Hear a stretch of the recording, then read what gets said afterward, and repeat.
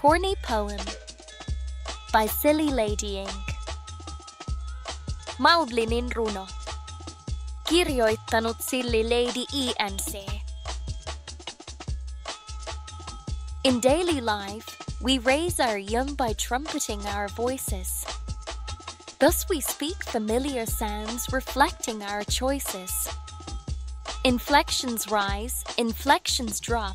We may seem disconcerted. In actual fact, we're being frank instead of introverted. Jokapäiväisessä elämässä kasvatamme nuoriamme trumpetoimalla ääntämme. Siis puhumme tuttuja ääniä, heijastelee valintojamme. Taivutukset nousevat, taivutukset putoavat, saatamme vaikuttaa hämmentyneeltä.